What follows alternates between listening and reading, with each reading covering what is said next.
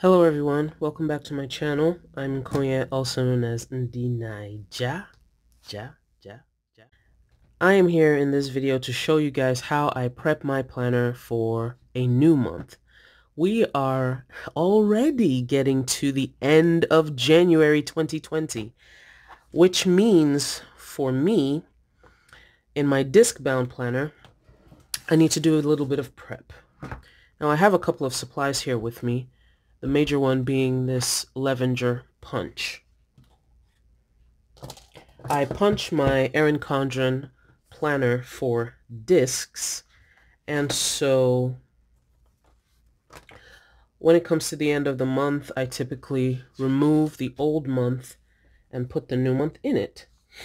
So I'm just going to take out what was the month of December,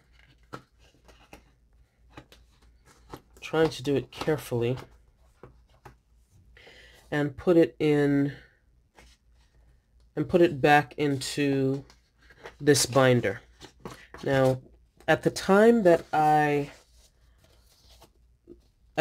use these particular inserts, as you can see, these are from a coiled planner, a coiled neutral hourly planner, and I just took this piece out and punched it by using sticker paper. You can see if you look closely, I used sticker paper on one side and then punched it with this Levenger punch.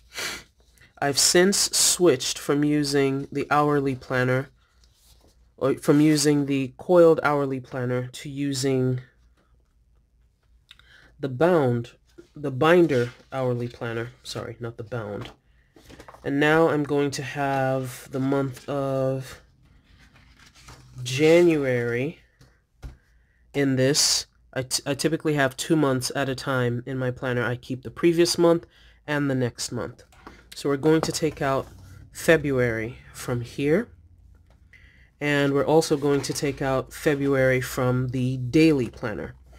Now you can see here, because a lot of people ask me about this, and I just wanted to do a video to show you guys. So when I take out pages from this binder, I just punch it without reinforcing the pages, and then when I'm done, I put it back into the binder and it goes right back. So we're just going to take out the month of February from here, and also in the daily take out the month of February. Now because the daily binder it's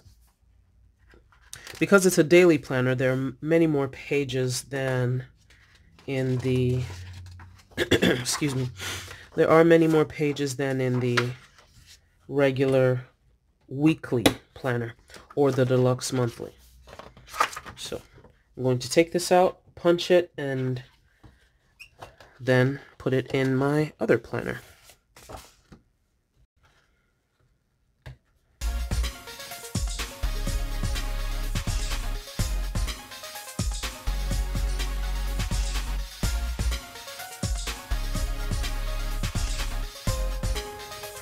So I've separated my pages, sort of.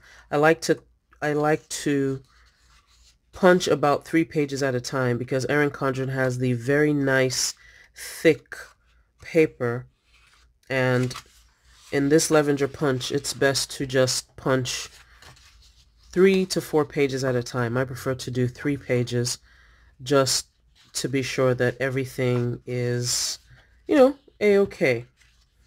And I'm usually able to do this twice for a weekly planner. I mean 2 to 3 times for a weekly planner, and about 4 times for the daily planner. So we'll see how this goes. Now in this Levenger punch, where the holes end in the Levenger punch are about the same distance as where the Erin Condren holes end. Let me show you guys a little closer. So you see here, some people that do this use a Happy Planner punch.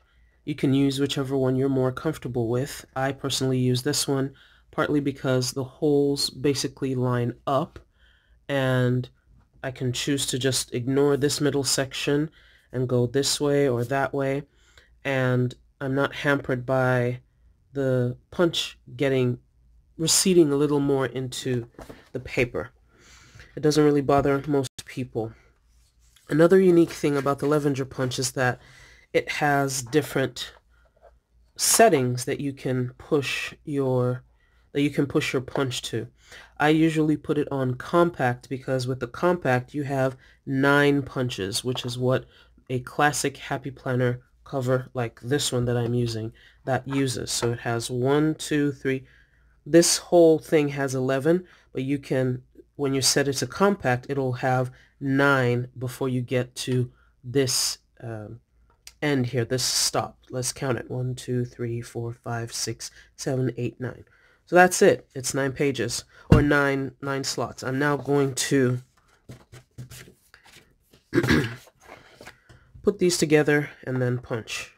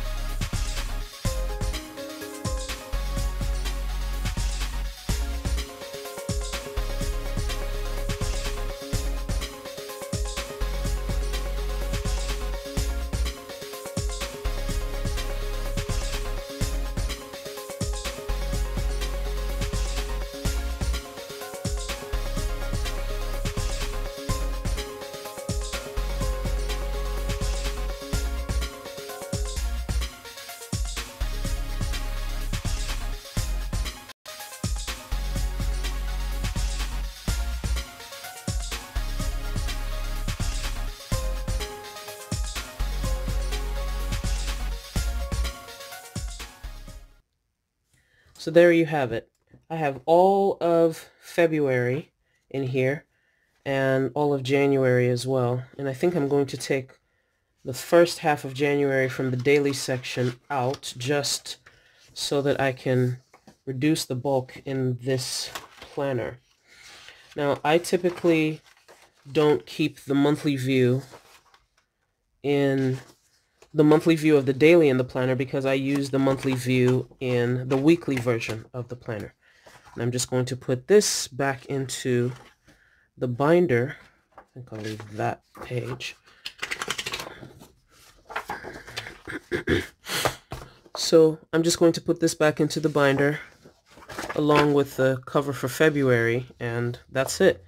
Now my planner is ready for the month of February. I can go ahead with my pre-planning and carry everything together.